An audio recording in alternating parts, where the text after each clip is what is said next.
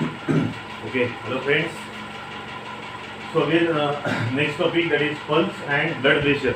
Okay, so एक थोडं याचं हे राहिलं आहे ब्लड वेसलचा टॉपिक, त्याचा व्हिडिओ मी पाठवतो नंतर.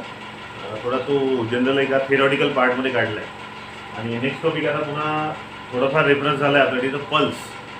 सो हार्टच्या वर्किंगच्या वेळेला तुम्हाला आठवत असेल व्हेंट्रिक्युलर सिस्टॉल, ॲट्रियल सिस्टॉल वगैरे आपण घेतलं होतं. So that pulse and blood pressure, that both topic are actually related with the ventricular systole. जे ventricle असतात हार्टचे, त्याचं जे कॉन्ट्रॅक्शन होतं आणि त्या माध्यमातून जे पल्मोनरी ट्रंक आणि एओर्टा या दोन लार्जेस्ट आर्टरीमध्ये जे ब्लड फोर्सफुली पुश केलं जातं bye means of contraction of ventricle, त्याच्यावर बेस असणारे जनरली हे पॉईंट्स आहेत. आणि बरेचदा आपण जसं पाहतो की डॉक्टर लोक चेक करताना आपलं पल्स मोजतात, बरोबर आहे. That is a radial artery on the wrist. ते सगळं इथे आलेलं आहे. ॲक्च्युली पल्स आहे काय बघा. So pulse is the series of pressure waves that travel through the arteries due to ventricular system. आता तुम्हाला आठवत असेल जेव्हा आर्टरियामधून ब्लड व्हेंट्रिकलमध्ये आलं होतं, बरोबर आहे ना. व्हेंट्रिकलमध्ये जे ब्लड आलं, आता ते व्हॉल्वच्या माध्यमातून, जो बायकस्पीड आणि ट्रायकस्पीड व्हॉल्व होता त्या माध्यमातून ते व्हेंट्रिकलमधलं ब्लड पुन्हा ॲट्रियामध्ये म्हणजे बॅकफ्लोपासून प्रिव्हेंट केलं जातं. मग आता जर आपण लक्षात घेतलं, दोन्ही व्हेंट्रिकलला दोन ट्यूब जोडले आहे. जसं राईट व्हेंट्रिकलला डायरेक्ट जोडला होता पल्मोनरी ट्रंक, जो जे ब्लड घेऊन चालला होतं कुठे तर लंग्समध्ये फॉर प्युरिफिकेशन, आणि लेफ्ट व्हेंट्रिकल जे होतं that is directly connected with aorta.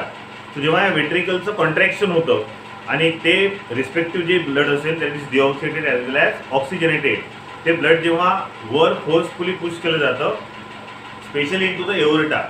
आता पल्मोनरी ट्रंकमध्ये चाललं आहे, पण तिकडून ते ब्लड कुठे चाललं आहे तर लंग्समध्ये. पण आता जेव्हा एओर्टामध्ये ब्लड येतं फ्रॉम लेफ्ट व्हेंट्रिकल, जेव्हा लेफ्ट व्हेंट्रिकलचं कॉन्ट्रॅक्शन होईल किंवा सिस्टॉल होईल, तर दोन्ही व्हेंट्रिकल आपण म्हणतोय, परंतु मेन जे रेफरन्स घेतला आहे तो लेफ्ट व्हेंट्रिकलचा. कारण लेफ्ट व्हेंट्रिकलमधून जेव्हा ब्लड फोर्सफुली पुश केलं जातं तर it is transferred to the aorta, and through aorta it is transferred throughout the body, because actually it is a oxidated blood. So when ventricle is contract or ventricle carry out the systole, then the series of pressure waves develop. Pacemaker ही झाला आहे, ते जे waves of contraction आहे त्याची एक series develop होते. म्हणजे एकदम भस्कन ब्लड जाणार नाही, तर हळूहळू हळूहळू एका विशिष्ट सिरीजच्या माध्यमातून. आणि तुम्हाला आठवत असेल आपण ओव्हरऑल मेकॅनिझम घेतलं, त्यामध्ये atrial सिस्टॉल, ventricular सिस्टॉल and joint diastole याचे कार्डियक सायकल चालली होती. तर हे जे सायकल अल्टरनेट चालते त्या माध्यमातून ज्या सिरीज निघतात त्याला म्हटलं आहे that series of pressure wave that travel through the artery. म्हणजे आर्टरीमधून हे पल्स म्हणजे काय तर सरळ सरळ वेव्ज ऑफ कॉन्ट्रॅक्शन आहे, किंवा प्रेशरची जी वेव्ह असते त्या वेव्हमध्ये जे प्रेशर ॲक्ट केलं आहे बाय व्हेंट्रिक्युलर सिस्टॉल, ते एका सिरीजच्या माध्यमातून पुढे ट्रान्सफर केलं जातं. आणि प्रत्येक कार्डियक सायकलच्या माध्यमातून एक प्रेशर वेव्ह त्या ठिकाणी निघते. ही जी सिरीज तयार होते जी ॲक्च्युली आर्टरीमधून फ्लो होऊन झाली आहे, किंवा आर्टरीला आपण ॲक्च्युली मोजू शकतो. That pressure waves which is travel through the artery during ventricular systole is simply called as pulse. Okay, तर आपण नाडी वगैरे पाहणं म्हणतो. Now pulse is the strongest in arteries near or closer to the heart. आता साहजिक आहे, actual जे हे प्रेशर वेव्ह तयार झालं ते व्हेंट्रिकलमधून झालं, त्यामुळे व्हेंट्रिकलच्या जस्ट जवळ किंवा क्लोज असणाऱ्या ज्या आर्टरी आहे स्पेशली एओर्टा, तिथे ह्या प्रेशर वेव्ह खूप स्ट्रॉंग असतील. आणि मग त्या जेव्हा हार्टकडून आता दूर चालल्या आहेत, जसं आता इथे मी मोजतो, आता इथे थोडंसं आपल्याला जाणवते. ॲक्च्युअल क्लास असतं तर आपण तसं मोजलं असतं, तुम्हाला सांगितलं असतं, कारण पुढे आपल्याला तेही पाहायचं आहे की याचा रेट काय असतो, काय आहे, काय काय असतं, ते सगळं आपल्याला आपण मोजलं असतं. पण आता ॲक्च्युअली इथे पॉसिबल नाही आहे. तर हार्टच्या जवळ जेव्हा स्टेटोस्कोप डॉक्टर वापरतात तर इथे ते काम मोजतात, तर इथे एकदम स्ट्रॉंग वेव्ह असतो. आणि तरीही मग थोडाफार जर नॅचरली पॉसिबल नसेल चेस्टवर मोजणं, तर मग आपण रेडियल आर्टरी रिस्टला जी आहे ते मोजतो. तर हार्टजवळ हे जे प्रेशर वेव्ह आहे ही खूप जास्त स्ट्रॉंग असते. आणि जसं आपण दूर जातो and gradually becomes weaker away from the heart, म्हणजे आर्टरीज तर पूर्ण बॉडीमध्येच पसरल्या आहेत, तशात त्या डीपली सिक्युएटेड असतात, but some are the superficially situated also. त्याचा एक डायग्रामचा रेफरन्स आपल्याला आलेला आहे. नॉर्मली जवळपास सगळ्याच आर्टरी ह्या खूप आतमध्ये आहेत, पण आता मे बी आता डॉक्टरला मोजण्यासाठी म्हणा किंवा आपल्याला त्या पल्स कळल्या पाहिजे म्हणून काही सुपरफिशियली सिच्युएटेड सुद्धा आर्टरी आहेत. सुपरफिशियली म्हणजे जस्ट बेनेथ द स्किन, जे आपण जस्ट त्याला टच करून पल्स मोजू शकतो. सो हे जे पल्स आहे हे हार्टच्या जवळ असणाऱ्या आर्टरीमध्ये खूप स्ट्रॉंग असते. तर हार्टपासून जसं आपण दूर जाऊ तसं ते वीक होत जाते. Now it can be felt easily in the superficial artery like radial artery in the wrist, carotid artery in the neck. आता सुपरफिशियल जे आर्टरीज आहे तुम्हाला दिल्या इथे मी दाखवतो. हां 1 सेकंड. हे आपल्या डायग्रामच्या माध्यमातून ह्या आर्टरीज दिल्या आहेत ज्या सुपरफिशियली सिच्युएटेड झालेल्या आहेत, म्हणजे बॉडीच्या एकदम जस्ट वर असतात, just beneath the skin. Now see the diagram. जसं बघा तुम्ही बघू शकता इथे. ओके, सो ही एक रेडियल आर्टरी जी आपण रिस्टला मोजतो. त्यानंतर एक ब्रॅचियल आर्टरी असते इथे, बऱ्याचदा सलाईन लावतो आपण ना इथे. त्यानंतर एक कॅरोटिड आर्टरी असते. बऱ्याचदा तुम्ही पाहिलं असेल स्पेशली त्या CID मध्ये, म्हणजे समजा एखादा पेशंट किंवा पेशंट म्हटल्यापेक्षा समजा एखादा क्रिमिनल मेल आहे, तसं जर याची रिस्ट आर्टरीपेक्षा इथं असा हात लावतात. तर इथे जी आर्टरी आहे इज अ कॅरोटिड आर्टरी. त्यानंतर एक इकडे असते टेम्पोरल आर्टरी. त्यानंतर एक फेशियल असते. त्यानंतर इथे पहा प्रॉपेलिटल आहे, पोस्टेरियर आहे, ट्रायबल आहे, डॉर्सॅलिस आहे. सो या सगळ्या ज्या आर्टरीज आहेत ह्या सुपरफिशियल आहेत. म्हणजे नॅचरली जर तुम्हाला ते पाहायचं असेल किंवा जर हा पल्स तुम्हाला ॲक्च्युली फील करायचा असेल तर या सगळ्या सुपरफिशियल आर्टरीमध्ये आपण चेक करू शकतो. हे 2 एक्झाम्पल दिले. एक तर रेडियल आर्टरी ॲट रिस्ट इथे, दुसरी कॅरोटिड आर्टरी ॲट नेक.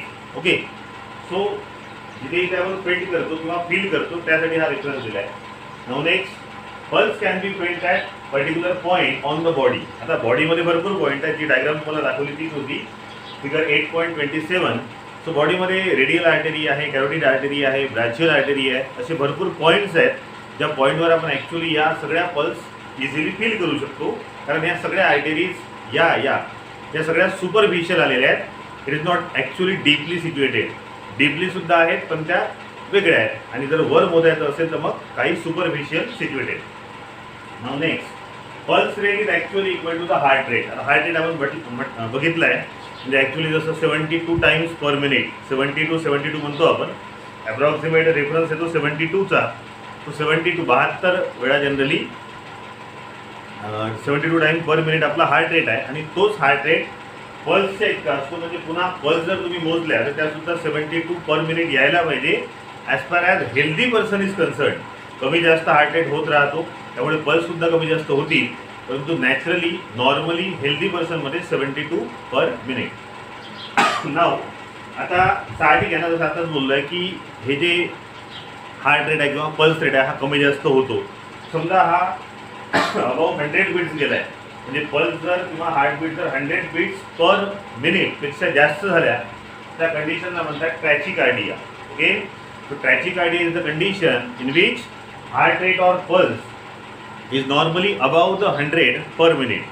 ते जर बिलो 60 जर गेल्या असतील पर मिनिट त्याला म्हणतात ब्रॅडिकार्डिया. टू ॲक्च्युली द कंडिशन, त्याला डिसीज म्हणता येत नाही.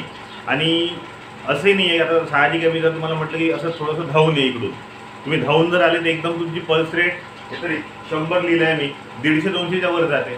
मग एकदम काय आपल्याला काय ट्रॅचिकार्डिया झाला का? नाही, असं नाही म्हणतात ना. म्हणजे ॲक्च्युली नॉर्मल जो पल्स आहे तो दिवसातून 3 ते 4दा मोजतात. तुम्ही धावत गेले, साहजिक आहे एक्झर्शन झालं किंवा तुम्ही वर्क डन केला आहे त्यामुळे बॉडीला ऑक्सिजनची गरज जास्त लागली म्हणून आपण धुराने श्वास घेतो, तेव्हा साहजिक हार्ट रेट वाढणारच आहे. पण अशा वाढलेल्या हार्ट रेटला आपण ट्रॅचिकार्डिया नाही म्हणत. नॅचरली दिवसातून नॉर्मल कंडिशन असताना जर वारंवार 3-4दा मोजला आणि जर ते 100च्या अबाव चाललं आहे तर त्या कंडिशनला, त्या डिसीजला ॲक्च्युली म्हणतात. डिसीज म्हटल्यापेक्षा it is the condition of that heart. Tachycardia above 100 आणि bradycardia below 60. Okay, that is about the pulse. Again connection with the heart rate. And now next topic that is very important आणि बऱ्याच लोकांना थोडंफार knowledge आहे, नसेल तरीही आता होईल. आणि आपल्या परिचयाचा शब्द म्हणजे ब्लड प्रेशर. नाव साहजिक आता ब्लड त्या आर्टरीजमधून किंवा ॲक्च्युली टोटल ब्लडमधून व्हेसलमधून फ्लो होते आहे. आता हे जे ब्लड फ्लो होतं तेव्हा त्या ब्लडच्या माध्यमातून त्या पूर्ण ब्लड व्हेसलवर इंटरनली त्याची जे वॉल असते, ज्या वॉलमधून मग त्या आर्टरी असो, वेन असो, कॅपिलरी असो, काहीतरी प्रेशर ॲक्ट होतं. So simply blood pressure is the pressure exerted by blood on the wall of blood vessel. ज्याही तिन्ही आपण ब्लड व्हेसल आपण बघितलं आहे किंवा नाव माहिती आहे, आर्टरी, व्हेन्स अँड कॅपिलरी, या तिघांमध्ये जेव्हा ब्लड फ्लो होईल तेव्हा ते ब्लड जे प्रेशर एक्झर्ट करतं that is called as blood pressure. पण नॉमिनली स्पेशली आर्टरीजमधलंच ब्लड प्रेशर मोजतात. पण आता ब्लड व्हेसल तिन्ही आहेत आणि तिन्ही ठिकाणी तो ॲक्च्युली प्रेशर ॲक्ट होतो, म्हणून त्याला ब्लड प्रेशरला कॉमन ब्लड प्रेशरमध्ये रेफरन्स घेतला आहे. Now that blood pressure is measured by sphygmomanometer. एक डिव्हाइस आहे and that name of that device is sphygmomanometer. पुन्हा आपल्याकडे आहे अवेलेबल, पण आता ॲक्च्युअल क्लास जर असतं तर आपण मोजलं असतं. असं नाही, आपल्याकडे डिजिटल आहे आणि तरी थोडा ॲक्च्युअल क्लासवर आपण ते घेऊ. तर तुम्हाला ते कसं मोजतात थोडं याचा एक अंदाज येऊन जातो. So special device called as sphygmomanometer which is use to measure the blood pressure. आता ब्लड प्रेशरमधला एक टॉपिक आला आहे जो ॲक्च्युअल टॉपिक तेच नाव होतं. त्यांनी आता ब्लड प्रेशर हेडिंग दिलं.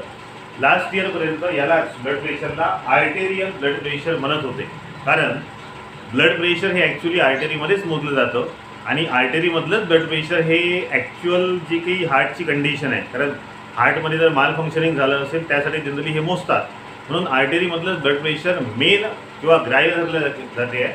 So called as arterial blood pressure.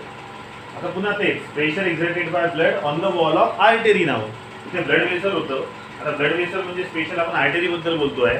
So when pressure exerted by blood on inner wall of artery then simply it is called as arterial blood pressure.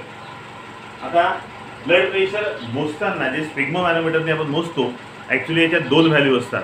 2 value म्हणजे का, तर साहजिक तुम्हाला माहिती आहे व्हेंट्रिक्युलर सिस्टॉल अँड व्हेंट्रिक्युलर डायस्टॉल. कारण ventricle जेव्हा सिस्टॉल करेल, कॉन्ट्रॅक्ट करेल, तेव्हा ते ब्लड असं फोर्सफुली पुश केलं जाईल, त्यावेळेस एक प्रेशर होईल. त्यानंतर जे व्हेंट्रिकल रिलॅक्स होतात सो दॅट नंतर मग ॲट्रियामधलं ब्लड खाली येईल, ते डायस्टॉलच्या वेळेसचं. म्हणजे अशा 2 व्हॅल्यू असतात. So blood pressure actually measured in the 2 form. One is the systolic blood pressure which is commonly called as SP and second is diastolic blood pressure that is BP. आता बघा systolic blood प्रेशरची value जास्त राहते डायस्टॉलिकपेक्षा. साहजिक आहे, पुन्हा आपल्याला तोच reference घ्यावा लागेल की 1 सेकंड. ओके हां सॉरी. सो आपण बोलतो सिस्टॉलिक ब्लड प्रेशर. तर सिस्टॉलिक ब्लड प्रेशरची व्हॅल्यू जास्त राहील. का, कारण तुम्हाला माहिती आहे व्हेंट्रिकल जेव्हा सिस्टॉल करतील, कॉन्ट्रॅक्ट करतील, तेव्हा ॲक्च्युली ब्लड हे अपोजिट टू ग्रॅव्हिटी चाललं आहे. म्हणजे एक तर पल्मनरी ट्रंकमध्ये किंवा एओर्टामध्ये, आणि हे अपोजिट टू ग्रॅव्हिटी जर त्याला पाठवायचं असेल तर साहजिक आहे प्रेशर जास्त ॲक्ट करावं लागेल आणि त्यावेळेस प्रेशर जास्त होतं. म्हणून नॉर्मल व्हॅल्यू असते सिस्टॉलिक ब्लड प्रेशरची जी मर्क्युरी कॉलममध्ये मोजतात in millimetre, that is 120 mm of Hg column. So systolic which is higher value. आणि मग जेव्हा हेच व्हेंट्रिकल किंवा कॉमनला जॉईंट डायस्टॉल आपण म्हणतो, तर पुन्हा रेफरन्स मेन जो आला आहे किंवा व्हेंट्रिकलचं डायस्टॉल. व्हेंट्रिकल डायस्टॉल जेव्हा होईल तेव्हा सुद्धा एक प्रकारचं प्रेशर त्या ठिकाणी ॲक्ट होतं. आणि नॉमिनली आता व्हेंट्रिकल जर रिलॅक्स होतील तर हा प्रेशरचा पार्ट कमी राहील. So it is a less than the systolic. So diastolic blood pressure value is 80 mm of Hg column which is actually lower than the systolic. So BP can be measured as SP. आता upon नाही आहे, ते SP bye DP असं त्याला मोजतात. म्हणजे 120/80 mm of Hg column. तर nominally जर हेल्दी पर्सन असेल, ब्लड प्रेशर जर नॉर्मल असेल, तर नॉर्मल ब्लड प्रेशर म्हणजे काय, जर त्या सिस्टॉलिकची व्हॅल्यू 120 किंवा त्याच्या ॲप्रॉक्सिमेट जवळपास येत असेल. आता 110-130 चालते हां. पुन्हा इकडे 80 आहे तर मग इकडे 70 किंवा 90पर्यंत चालते असं म्हणतात. तर ॲप्रॉक्सिमेट या रेंजमध्ये जर असेल so it is called as normal value of blood pressure or blood pressure is normal. Now difference between that SP and DP, systolic and diastolic blood प्रेशरचा डिफरन्स जर आपण बघितला, जर ॲप्रॉक्सिमेट 120/80 असेल तर 40 येईल, त्याला म्हणतात pulse pressure. Yes, it is the pulse pressure and pulse pressure is the difference between systolic and diastolic blood pressure. Next, change in SP और DP व्हॅल्यू इंडिकेटिंग द माल फंक्शनिंग हार्ट. आता जसं आपण ब्लड प्रेशर मोजतो आहे आणि हे जर नॉर्मल नसेल, म्हणजे जर हे हाय झालं किंवा लो झालं पुढे शब्द येईल, याचा अर्थ हार्टमध्ये कुठेतरी फंक्शनिंग बिघडलं आहे, हार्टमध्ये जे सर्क्युलेशनचं काम आहे त्यामध्ये माल फंक्शन झालं आहे. सो सम कॉजेस ऑफ माल functioning in heart is given. का होतं आहे ब्लड प्रेशर कमी किंवा जास्त का होतं, किंवा मग हार्टमध्ये जे माल फंक्शनिंग झालं आहे हे का होतं, याचे काही कारणं दिले आहेत. याचं पहिलं रिझन आहे हाय ऑर लो ब्लड व्हॉल्यूम. एखाद्या व्यक्तीमध्ये जर ॲक्च्युली ब्लड व्हॉल्यूम वाढलं असेल किंवा कमी झालं असेल, दोन्ही वेळेला माल फंक्शनिंग होऊ शकतं. आता विचार करू आपण, जर जास्त झालं, साहजिक आहे ब्लड जर जास्त झालं तर थोडं हार्टवर जास्त प्रेशर येईल, त्यामुळे ब्लड प्रेशर चेंज होईल. ब्लड जर कमी आहे तर ॲक्च्युली हार्टला ॲक्च्युअल जो एक normal 5 to 6 litre blood circulate करण्याचं काम दिलं आहे ते त्याला ॲक्च्युअल मिळत नाही. अशा वेळेला सुद्धा ब्लडचं व्हॉल्यूम कमी झाल्यामुळे हार्टच्या प्रेशरमध्ये किंवा ब्लड प्रेशरमध्ये थोडासा चेंज दिसतो आणि हार्टमध्ये मालफंक्शनिंग दिसतो. Second is arterial inelasticity or hardening of artery. जर आर्टेरीची जी इलॅस्टिसिटी आहे जी आपण काल बघितली डिफरन्स बिटवीनमध्ये, ती जर थोडी कमी झाली तर साहजिक आहे ब्लड फ्लोमध्ये काहीतरी प्रॉब्लेम होईल. ब्लडचा फ्लो कमी किंवा जास्त होऊ शकतो आणि पुन्हा change in the flow of blood pressure also actually shows the malfunctioning in the heart. त्यानंतर हार्डनिंग, आता आर्टरी हार्ड झाली म्हणजेच त्याची इलॅस्टिसिटी कमी झाली. तो सेम पॉईंट आहे, एक तर इनइलॅस्टिसिटी होणं किंवा हार्डनिंग होणं, that is one of the reason or cause. Then deposition of fat or cholesterol, तुम्हाला माहिती आहे हा एक कॉमन पॉईंट आहे. जसं आता आर्टेरी आहे आणि आर्टेरीमध्ये जर मध्ये आता ब्लड त्यामधून फ्लो होतं, जर त्या ब्लडमध्ये फॅटी ॲसिड खूप जास्त झालं असेल, स्पेशली ऑइली सब्स्टन्स तेलकट पदार्थ आपण जर वारंवार खात असू तर त्या फॅटमध्ये कोलेस्ट्रॉल असतं आणि कोलेस्ट्रॉल त्या बॉलवर असं इनर साईडला डिपॉझिट होतं. आता ॲक्च्युली जर इनर साईड ही आर्टेरी आहे आणि जर इनर साईडला इथे काहीतरी डिपॉझिट झालं तर ॲक्च्युली जी ल्युमेन होती त्या आर्टेरीची ती काय होईल, ब्लॉक होईल किंवा मग त्या ल्युमेनमध्ये कुठेतरी जागा त्याची ॲक्च्युअल डायमीटर ती कमी होईल. त्यामुळे ब्लडचा फ्लो अरेस्ट होऊ शकतो किंवा होतोच. त्यामुळे सुद्धा माल फंक्शनिंग नॉर्मली हार्टमध्ये दिसते. Then next is the renal disease. Yes, kidney disease. Renal म्हणजे किडनी डिसीज. आणि काल बोललो आहे जसं मी की ॲक्च्युली हार्ट आणि किडनीचे जे हार्मोन्स आहेत, रेग्युलेटरी हार्मोन, ते सेम असल्यामुळे हा एक प्रॉब्लेम दिसतो. जर एखाद्याला रिनल प्रॉब्लेम झाला असेल, किडनीमध्ये काही प्रॉब्लेम झाला असेल तर अल्टिमेटली त्याचा इफेक्ट त्याच्या हार्टवर दिसतो. That is one of the cause. Emotion, आता बरेच लोक इमोशनल सेंटी वगैरे आपण म्हणतो ना, तर ॲक्च्युली हा हार्मोनल इम्बॅलन्स आहे. जेव्हा आपण इमोशनली होतो, इमोशनली ब्लॅकमेल नाही म्हणतो, इमोशन्स म्हणजे खूप जास्त राग येणं किंवा मग सेंटी होणं किंवा जसं आता म्हणतो आपण की कळते सगळ्यांना इमोशन, तेवढे सगळे मोठे झाले आहेत, मॅच्युअर झाले आहेत. तर इमोशनल कंडिशनमुळे काय होतं की जे हार्मोन्स आपल्या बॉडीमध्ये तयार होतात, या हार्मोनमध्ये इम्बॅलन्स येतं आणि इम्बॅलन्स आल्यामुळे सुद्धा actually it is a psychological cause, पण महत्त्वाचं आहे it also cause the disturbance or malfunctioning in heart. So they are some causes regarding to the malfunctioning. Now दोन कंडिशन आहे. आता बघा, जसं 120-80 mm of H column normal value आपण म्हटलं आहे, पण ही जर 90 आणि 60 गेली असेल, म्हणजे सिस्टॉलिक 90 आणि डायस्टॉलिक 60 म्हणजे कमी झालं, याला म्हणतात हायपोटेन्शन. येस, हायपो मीन्स कमी, सो हायपोटेन्शन. आणि जर हीच व्हॅल्यू 120 ची 140 आणि 80 ची 90 और अबव गेली असेल त्याला म्हणतात हायपरटेन्शन.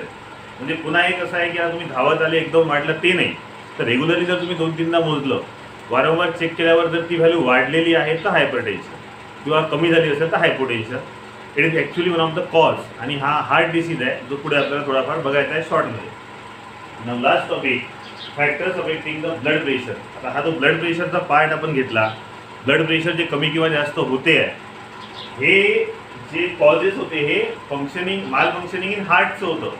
पण आता ब्लड प्रेशरमध्ये जो काही चेंज होतो, जे काही कमी जास्तपणा येतो, त्यासाठी कोणते फॅक्टर रिस्पॉन्सिबल आहे ते दिलेले आहे. First factor is cardiac output.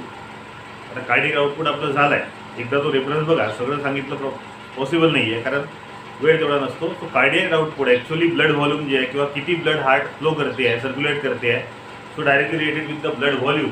तो कार्डियक आउटपुटमध्ये जर प्रॉब्लेम झाला तर ब्लड प्रेशरमध्ये चेंज होईल. Peripheral resistance, peripheral nervous system जे आपण म्हणतो, म्हणजे सरळ is directly connected with the hormonal change. हार्टला प्रॉपर काम करण्यासाठी किंवा ब्लड प्रॉपरली तयार होण्यासाठी जे काही हार्मोन्स पाहिजे, त्या हार्मोनमध्ये जर काहीतरी चेंज झाला किंवा तिथं काही रेजिस्टन्स आलं असेल त्याला म्हणतात पेरिफेरल रेजिस्टन्स. त्यामुळे सुद्धा जनरली ब्लड प्रेशरवर अफेक्ट दिसतो किंवा चेंज दिसतो. Next, blood volume. हा एक टॉपिक आहे, ब्लड व्हॉल्यूम. ब्लडचं ॲक्च्युली व्हॉल्यूम कमी किंवा जास्त होत असेल तर साहजिक आहे काय होतं आताच सांगितलं, तो सुद्धा एक पॉईंट तिथे येतो. Then length and diameter of blood vessel.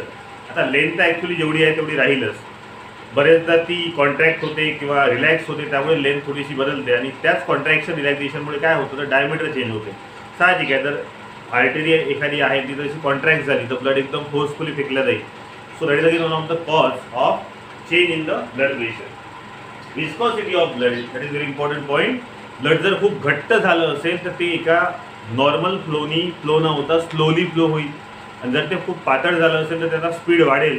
So viscosity of blood is also important factor regarding to the change in blood pressure. Age, gender. आता जसं वयोमानानुसार होते, खूप जास्त एजेड व्यक्ती असेल तर त्या व्यक्तीमध्ये हार्टचा प्रॉब्लेम बऱ्याचदा दिसतो. ब्लड प्रेशर त्यांना नॉमिनल चालू होऊन जातं. जेंडर मेल आणि फिमेल जनरली असं म्हणतात की बाबा मेलमध्ये जो प्रॉब्लेम आहे तो थोडासा जास्त आहे as compare to female due to some addiction वगैरे. तो एक सुद्धा प्रॉब्लेम येतो. व्हेनस रिटर्न म्हणजे व्हेनमध्ये जसं आपण पाहिलं वॉल होते आणि हे वॉल काय करतात तर त्या फ्लो ऑफ ब्लडला बॅक फ्लोला प्रिव्हेंट करतात. तर बरेचदा व्हेनमध्ये एकदा ब्लड हार्टमधून गेलं की ते पुन्हा परत यायचा चान्स किती आहे, किंवा आलं तरी तिथं वॉल आहे मला मान्य आहे ते येऊ देत नाही, बॅक फ्लो प्रिव्हेंट करतात, पण तरीही ब्लड कोणत्या पद्धतीनं हार्टला रिटर्न येऊन राहिला आहे त्या व्हेनस रिटर्नचा सुद्धा इथे फरक पडतो आहे. त्यानंतर आहे स्लीप. प्रॉपर जर 6 ते 8 तास आपण म्हणतो झोप पाहिजे, ती जर प्रॉपरली होत नसेल तर पुन्हा ब्लड प्रेशर कमी जास्त होतो. Emotion is again one of the psychological condition that affect the change in blood pressure. त्यानंतर एक्झरसाईज प्रॉपर तुम्ही करताय की नाही, एकाच जागी बसले ठिकाणचं काम असेल तर मग एक्झरसाईज कमी होते. रेग्युलर एक्झरसाईज करणं चांगलं आहे हार्टसाठी ही आपण बरेचदा ऐकतो. That is one of the point. And last is anxiety म्हणजे नर्वसनेस किंवा मग काहीतरी होऊ शकतं किंवा काहीतरीची भीती असते. So that all factor actually cause the change in blood pressure. Okay, that is about the point. Next 1-2 disease आपल्याला आले, जसं हायपर टेन्शन आहे, करोनरी आर्टरी डिसीज आहे, अँजिना पेक्टोरिस वगैरे आहे. तर हा आता नेक्स्ट व्हिडिओमध्ये आपण त्या ॲज इट इज कंटिन्यू करू. ओके.